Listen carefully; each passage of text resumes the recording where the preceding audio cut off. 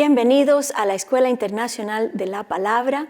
Esta es su servidora, la doctora Marcia Castillo, y vamos a comenzar esta clase compartiendo lo que vamos a ver a través de lo largo de las Escrituras.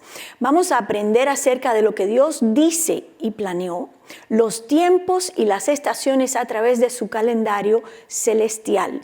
El estudiante tiene a su favor una lista de definiciones donde vamos a ver palabras que vamos a estar utilizando a través del curso, siendo una de ellas la palabra moed. Esto es una palabra que usted va a escuchar repetidamente a través de este curso, y esa palabra en hebreo significa tiempo separado, un lugar o una temporada.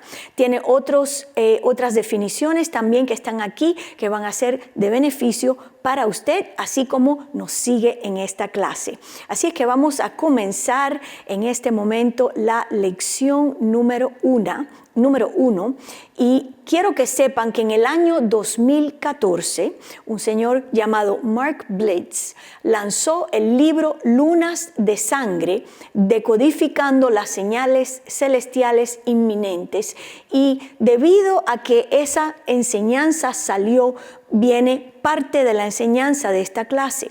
La razón principal por la que estas señales ocurrieron cuando lo hicieron fue porque el pueblo de Dios necesitaba estar en el calendario de Dios. Y para entender todos estos conceptos necesitamos poner un fundamento de la clase. Por ejemplo, necesitamos entender qué es el tiempo. El tiempo es la secuencia continua e irreversible de eventos que tomaron lugar en el pasado, presente y futuro. La unidad básica útil de medir el tiempo es el segundo. También vemos que hay minutos, horas, días, semanas, meses, años, décadas, siglos y milenios. La física de identificación del tiempo se define operativamente como lo que el reloj marca, y esto se conoce como cronos. El tiempo no es algo tangible, sino más bien un espacio específico diseñado por Dios para permitir el desarrollo de aquello que Él, en su infinita sabiduría, vio acontecer. Entonces, el tiempo proporciona el marco histórico en que suceden las cosas. Y esto es importante entenderlo porque podemos, por así decir, visualizar lo que está desplegándose frente a nuestros ojos. Nosotros somos una generación que vive en medio de tiempos proféticos. Entonces es importante entender que el tiempo es aquello que proporciona el marco histórico en que suceden las cosas. El tiempo es cuantitativo y no cualitativo. Y usted tiene en su bosquejo una gráfica que simplemente es una interpretación de cómo se mueve el tiempo. La palabra de Dios hace una distinción clara entre lo eterno y lo temporal. Si vemos en 2 Corintios 4:18, dice así: no mirando nosotros las cosas que se ven, sino las que no se ven, pues las cosas que se ven son temporales, pero las que no se ven son eternas. Así que vemos que el Señor hace una diferencia entre lo eterno y lo temporal. Lo que se ve o el mundo físico es temporal, mientras que lo que no se ve o el mundo del espíritu es eterno. Por esto entendemos lo que se conoce como el reino doble. Y las referencias bíblicas usted las puede buscar en Isaías 14, Mateo 16, Ezequiel 28 y Marcos 5. Un personaje visible está siendo usado como un instrumento por alguien en el mundo invisible o del espíritu para algún propósito. En Génesis 3:15 dice: y pondré enemistad entre ti y la mujer, y entre tu simiente y la simiente suya. Esta te herirá en la cabeza y tú le herirás en el calcañar. Entonces, Dios permitió el plan de la redención, donde Jesús tomó nuestro lugar y pasó por sufrimientos temporales. Sin embargo, es importante notar que Jesús destruye al enemigo por la eternidad. Es obvio que Dios no se relaciona con el tiempo de la misma manera que los seres humanos.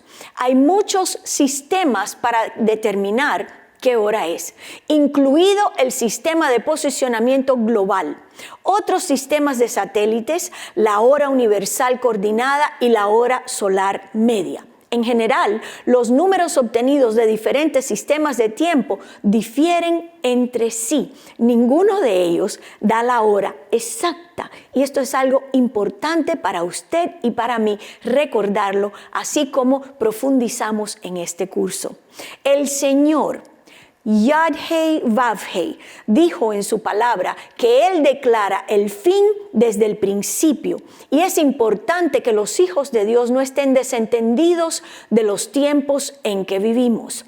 Isaías 46 del 9 al 11 dice: acordaos de las cosas pasadas desde los tiempos antiguos, porque yo soy Dios y no hay otro Dios, y nada hay semejante a mí, que anuncio lo por venir desde el principio y desde la antigüedad lo que aún era hecho. ¿Qué digo? Mi consejo permanece y haré todo lo que quiere, que llamo desde el oriente al ave y de tierra lejana al varón mi consejo. Yo hablé y lo haré venir, lo he pensado y también lo haré. Hasta el momento se conocen más de 7 calendarios diferentes donde el hombre de la antigüedad ha tratado de determinar los tiempos señalados, y esto es una frase clave para este estudio. Por ejemplo, el calendario gregoriano utilizado en la mayoría del mundo hoy fue introducido en octubre del 1582 por el Papa Gregorio III como modificación al calendario juliano implementado por Julio César en el 46 a.C. Este calendario calculó incorrectamente el término del año solar por 11 minutos. Este calendario no está en uso actualmente. Aunque el calendario gregoriano ha sido aceptado mundialmente, este aún no es exacto. Hay una discrepancia de 26 segundos y para el año 4909 el calendario gregoriano tendrá un día completo adelantado al año solar. Este es un calendario exclusivamente solar. Cada mes del calendario gregoriano fue nombrado en honor a dioses romanos y personajes históricos. Usted puede ver eso en su bosquejo. Es importante señalar que Dios no creó al hombre para determinar cuándo los años comienzan y terminan. Para eso fueron creados el sol y la luna. Génesis 1:14 lee así: dijo luego Dios: haya lumbreras en la expansión de los cielos para separar el día de la noche y sirvan de señales para las estaciones, para días y años. Ahora, evidentemente, el calendario gregoriano que rige actualmente nuestras vidas no es el calendario creado por Dios. Y creo que esto es un momento en el que usted y yo, así como estamos recibiendo esta información, necesitamos escuchar lo que el Espíritu de Dios está hablando a su iglesia en este tiempo. Porque vivimos nuestra vida en una carrera, vivimos nuestra vida en afán, bajo nuestras propias ideas y nuestras propias agendas. Y el Señor quiere que hagamos un paro en este momento y entendamos que el calendario bajo el cual nosotros funcionamos, el calendario que actualmente rige la vida del ser humano, no es el calendario creado por el Señor. Esto es algo tremendamente importante. ¿Cuál es el propósito del tiempo?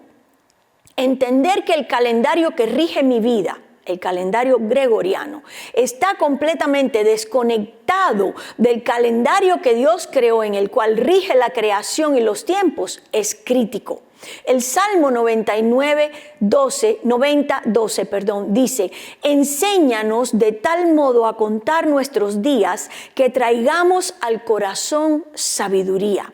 Para el creyente, usted y yo, saber qué hora es en el calendario de Dios puede representar la diferencia entre la preparación requerida para entrar al reino de los cielos o ser contado entre los insensatos. Si queremos llegar a tiempo a una cita, a una celebración, a un casamiento, por ejemplo, ¿qué vamos a hacer? Vamos a estar pendientes de la hora y vamos a estar asegurados de que estemos sincronizados con la hora del evento. Pues esto es igual lo que el Señor está hablando a su iglesia. Él necesita que nosotros sincronicemos nuestro calendario, nuestros horarios con su calendario. Porque ¿sabe una cosa usted? El calendario de Dios ni se atrasa ni se adelanta. El calendario de Dios tiene la hora perfecta. Amén. Mateo 25 del 1 al 13 dice, entonces, el reino de los cielos será semejante a 10 vírgenes que tomando sus lámparas salieron a recibir al esposo.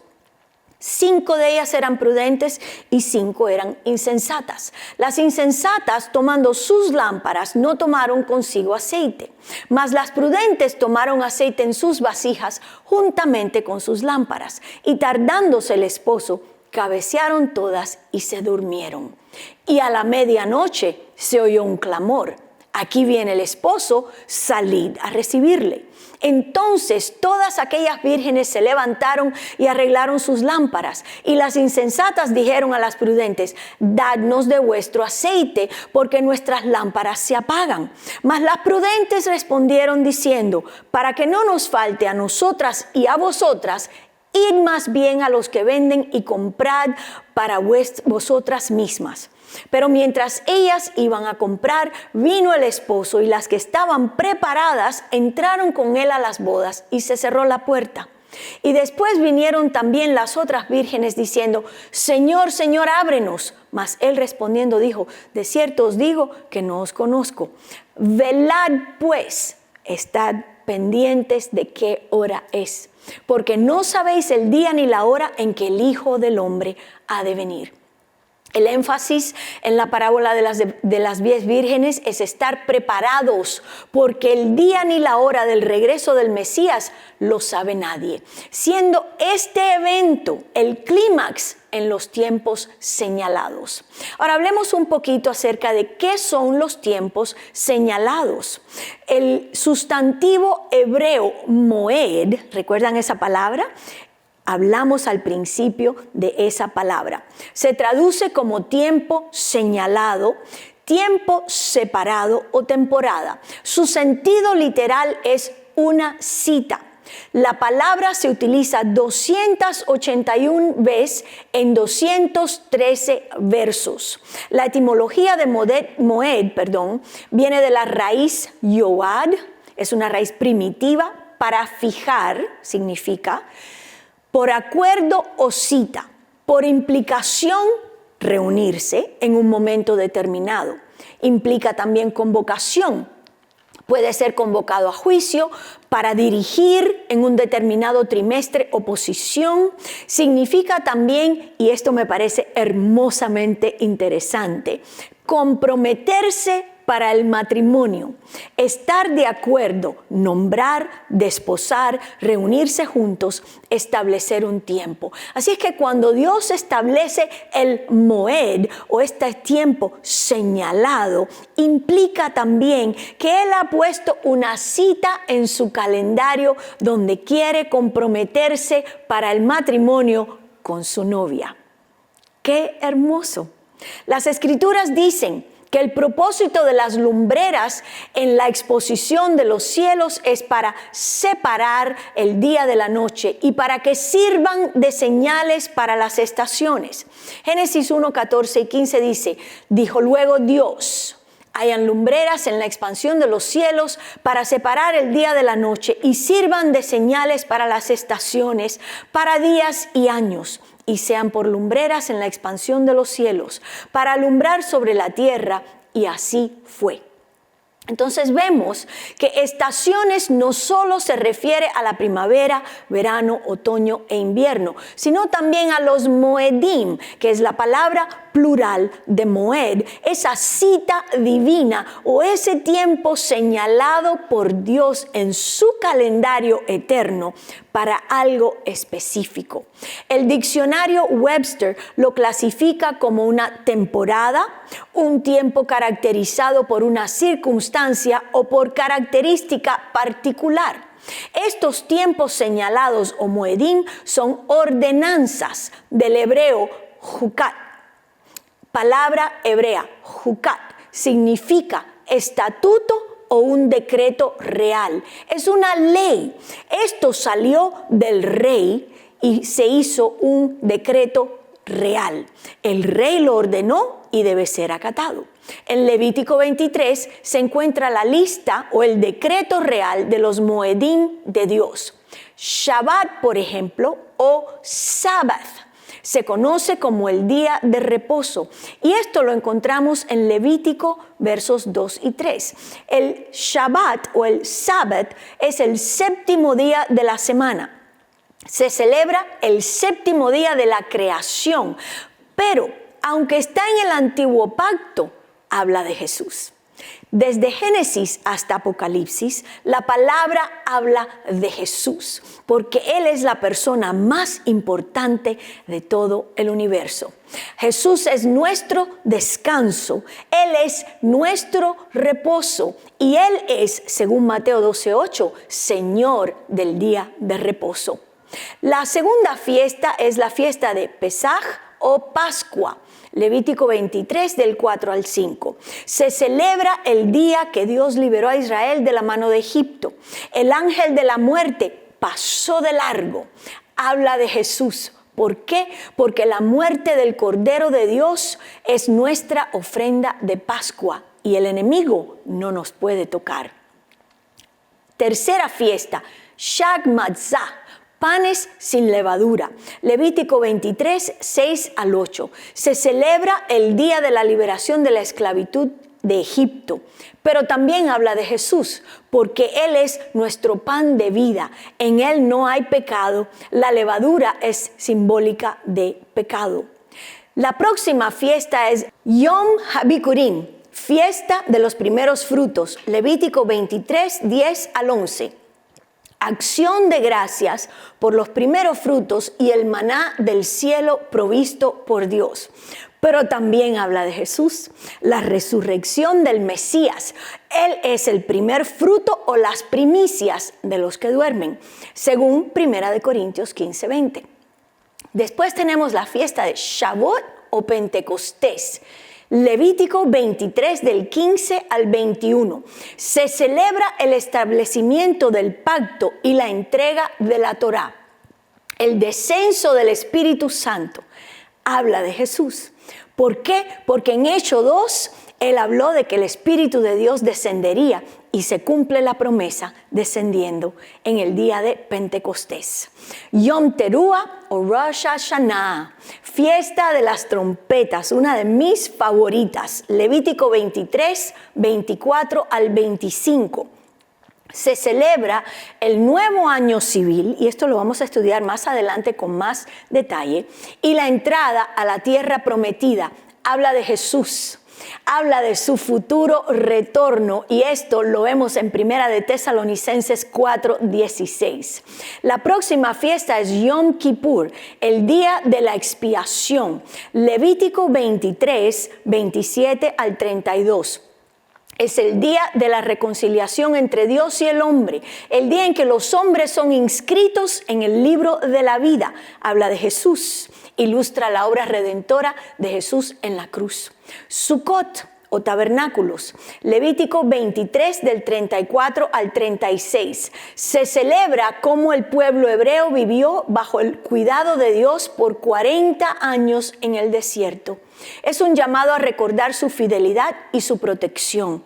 Pero habla de Jesús también. Simboliza la segunda venida del Mesías a la tierra para la cosecha final. 3 de estas fiestas ordenadas por Dios eran fiestas de peregrinaje. ¿Qué quiere decir esto? Todo hombre judío era requerido subir a Jerusalén y presentarse delante del Señor. Son celebraciones perpetuas. Su celebración será reanudada durante el milenio. Deuteronomio 16:16 dice así: cada año todo hombre de Israel deberá celebrar estos 3 festivales. el festival de los panes sin levadura, el festival de la cosecha y el festival de las enramadas. En cada una de esas ocasiones, todos los varones tendrán que presentarse ante el Señor tu Dios en el lugar en que Él elija, en este caso Jerusalén, la ciudad santa. Pero no se presentarán ante el Señor sin una ofrenda. Y Zacarías 14, del 16 al 19, dice: a fin de cuentas, los enemigos de Jerusalén que sobrevivan a la plaga subirán a Jerusalén cada año para adorar al Rey, el Señor de los ejércitos celestiales, y para celebrar el festival de las enramadas. Toda nación que se niegue a ir a Jerusalén para adorar al Rey, el Señor de los ejércitos celestiales, no recibirá lluvia. Si el pueblo de Egipto se niega a asistir al festival, el Señor lo castigará con la misma plaga que envió para las otras naciones que se negaron a ir. Egipto y las demás naciones serán castigadas si no van para celebrar el festival de las enramadas, o también se conoce como Sukkot. Estas fiestas a las que se refieren estos dos versículos son Pascua, Pentecostés y Tabernáculos. Las fiestas no son estacionarias, sino que se mueven y caen en diferentes fechas cada año debido a que se calculan basadas en el calendario solar y lunar. Los meses son determinados por la luna y los años por el sol. Y el pueblo hebreo funciona bajo dos calendarios diferentes: calendario religioso o espiritual, el año bíblico que cuenta las fechas de las fiestas solemnes o proféticas. Nisan es el primer mes y marca la redención de Israel, ocasión donde se celebró la primera Pascua. También tienen el calendario civil. Los judíos generalmente no utilizan la abreviatura de DC, después de Cristo, o AC, antes de Cristo, para referirse a los años en el calendario civil. Tishri es el primer mes en el otoño cuando se celebra el Año Nuevo. Tishri es el séptimo mes, pero el primero del calendario civil. Y usted va a ver una gráfica que ilustra todo esto. Es más fácil entenderlo cuando lo vemos delante de nosotros. Pero Tishri es el primer mes o el séptimo mes, pero el primero del calendario civil. Y es aquí donde se aumenta el número de los años. Un ejemplo, el año 5782 es un año sabático y es el número de años desde la creación de Adán. Los nombres de los meses en el calendario judío fueron adoptados durante la época del profeta Esdras. Los nombres de los meses son de origen babilónico, que ellos trajeron de la cautividad. La Biblia se refiere a los meses del año por número y no por nombre, y aquí usted va a ver en su bosquejo una lista de cada uno de ellos. Nisan 1 marca el comienzo del mes del éxodo de Egipto y el comienzo de la historia nacional del pueblo hebreo. Las fiestas de la primavera representan la primera venida de Yeshua y las fiestas del otoño representan su segunda venida. Podemos concluir que el calendario de las fiestas solemnes o los moeds de Dios es un calendario profético donde conmemoramos la sombra y el cumplimiento. Dios usa la profecía y el patrón, el cual están en las fiestas, para guiarnos a través de su calendario para la tierra. Estas también nos ayudan a entender su naturaleza eterna, el cual conoce el fin desde el principio. Eso me parece tan interesante. Las fiestas tienen varios propósitos. Para recordar y celebrar lo que Dios ha hecho por nosotros, es importante tener eso siempre fresco. ¿Cuántas cosas ha hecho el Señor a favor de usted? ¿Cuántas cosas ha hecho el Señor a favor de sus hijos en la tierra? Otro de los propósitos son entender las señales de los tiempos, para separar tiempo con Dios y profundizar y confraternizar con Él. No solo venimos delante de Él para pedir. Hay momentos en que necesitamos confraternizar con Él, expresarle nuestra gratitud, expresarle nuestro amor y dejarle saber cuánto agradecemos el que haya entregado a su Hijo por nosotros, comprando así la redención. Así que vemos que estas 7 fiestas hablan de eventos del pasado, pero también traen un mensaje que incluye la historia del futuro. Dios ha orquestado el tiempo, los patrones y secuencias de cada fiesta para ayudarnos a comprender lo que Él nos está diciendo. En Israel hay 2 estaciones que toman lugar: las lluvias de la primavera, o como se dice en la palabra, según Oseas 6 del 1 al 2, las lluvias tempranas. Dice así: vengan, volvámonos al Señor. Él nos despedazó, pero ahora nos sanará. Nos hirió, pero ahora vendará nuestras heridas. Dentro de poco tiempo, Él nos restaurará para que podamos vivir en su presencia. Y también está la estación de las lluvias del otoño o las lluvias tardías. Y esto lo vemos en Joel 2:23. Dice: alégrense, habitantes de Jerusalén, alégrense en el Señor su Dios, pues la lluvia que Él envía demuestra su fidelidad. Volverán las lluvias de otoño, así como las de la primavera. Esto se refiere a las 2 apariciones que el Mesías hará en la tierra. Las primeras 4 fiestas ocurren durante la primavera y las lluvias tempranas. Estas fueron cumplidas por el Mesías. La primera fiesta es la fiesta de la Pascua. Equivale a la crucifixión y justificación. La segunda, panes sin levadura, sepultura y santificación. Primeros frutos equivale a resurrección y por tanto glorificación. Y por último, Pentecostés, el descenso del Espíritu Santo, y eso infiere poder. Las últimas 3 fiestas ocurren durante el otoño y las lluvias tardías.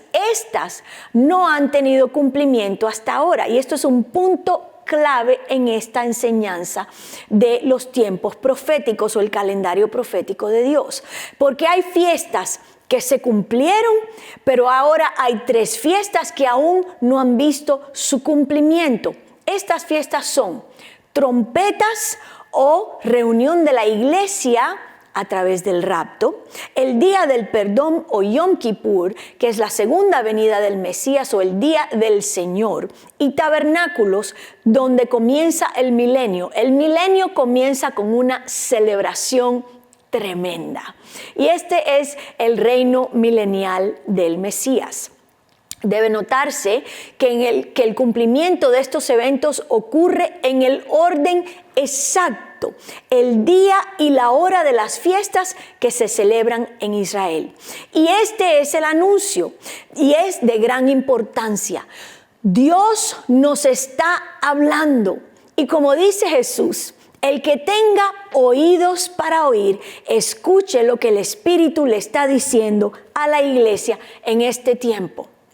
¿Qué está diciendo Dios? Mire mis moedim, miren mis fiestas, aprendan lo que significan, celébrenlas, regocíjense en ellas, porque al igual que las primeras fiestas, las sombras tomaron lugar durante mis moedim, así también los últimos eventos serán cumplidos durante las fiestas. La iglesia de Jesús ha estado funcionando a espaldas del calendario de Dios por mucho tiempo. Debido a la falta de entendimiento, ha perdido tiempos de encuentros con el Rey, citas divinas para recibir lo que Él ha preparado con tanto cuidado y con tanto amor. Sus ordenanzas han sido ignoradas, pero entendemos por el Espíritu Santo que ha llegado el tiempo señalado de realinearnos al calendario eterno. ¿Cuántos dicen amén a eso? Jesús no regresa según el calendario gregoriano, y esto es algo que necesitamos enfatizar. Jesús jamás llegará en enero o tal vez en el medio del mes de mayo.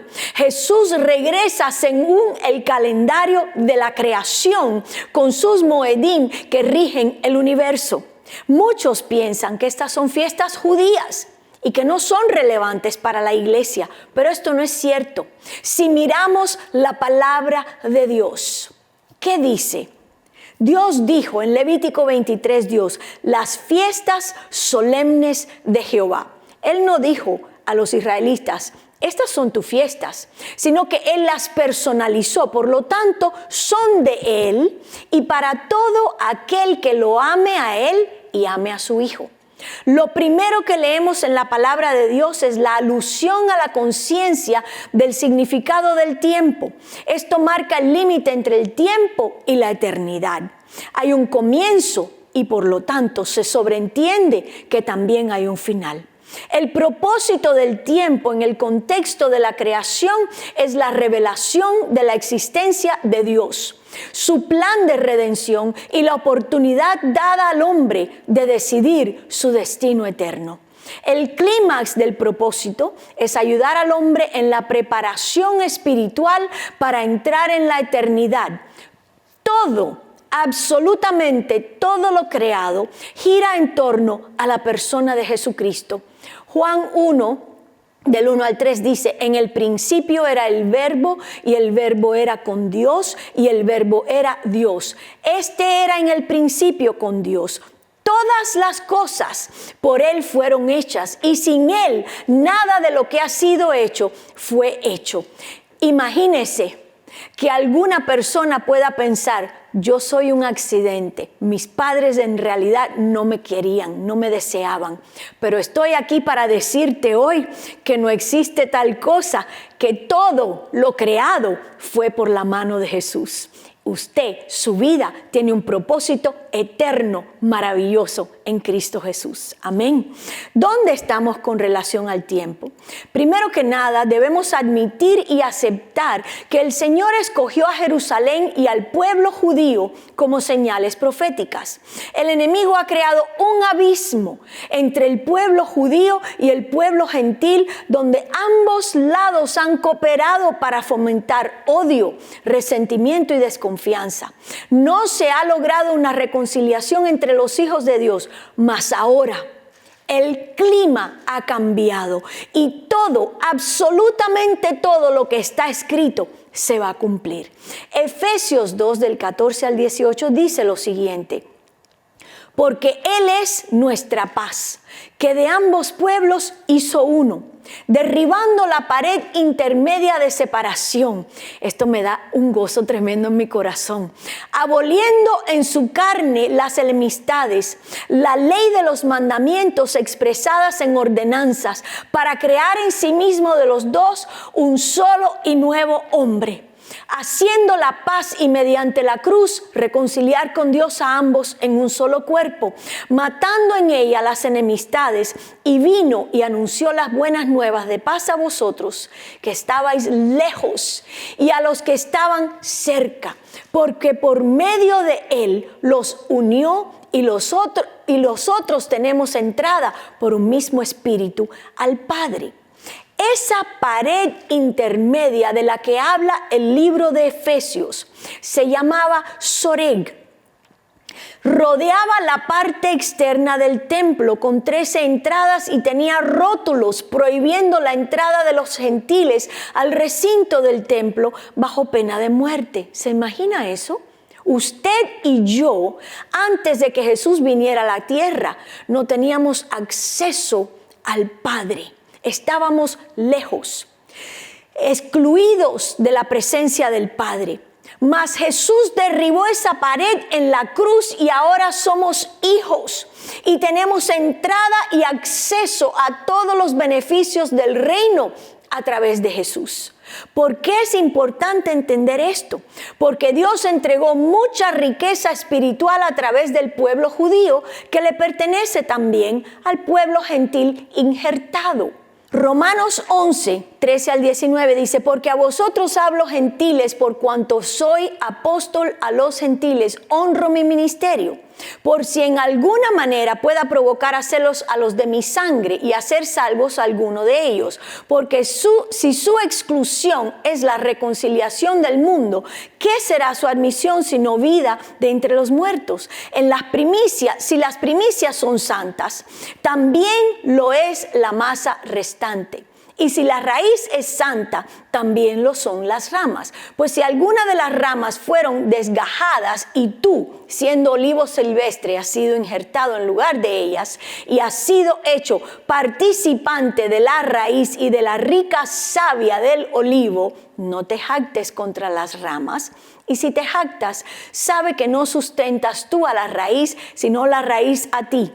Pues las ramas, dirás, fueron desgajadas para que yo fuese injertado. Entonces, ¿me tengo que convertir en judío? ¿Tengo que hacer mío sus ritos? ¿Comer lo que ellos comen? ¿Hacer lo que ellos hacen?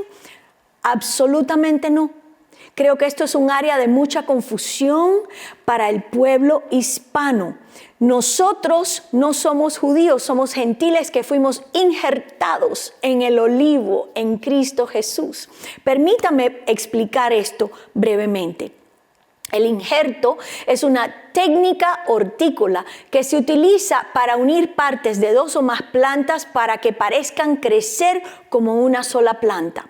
Al injertar la parte superior, y me refiero a los gentiles, de la planta crece en el sistema de las raíces o el patrón, que es Jesús, de otra planta.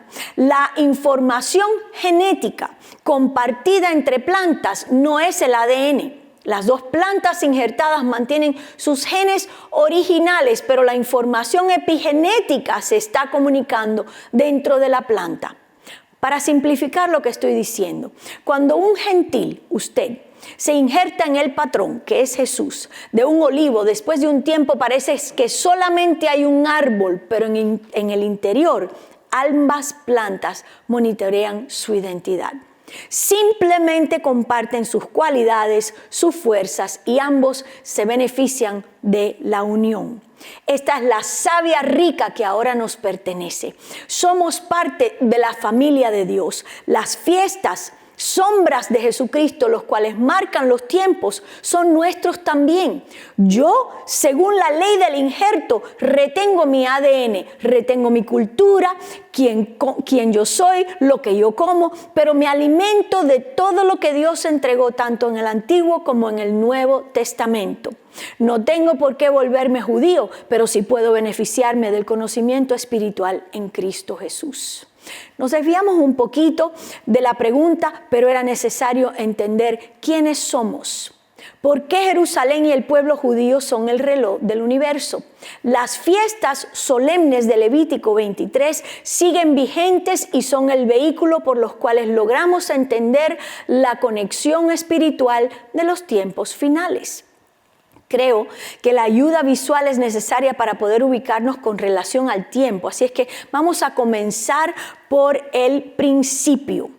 Dios entrega su palabra y su calendario al pueblo que la guardaría y la transmitiría celosamente de generación en generación hasta el cumplimiento de los tiempos. Y con esto vamos a cerrar esta primera clase. Nos vemos en breve. Shalom.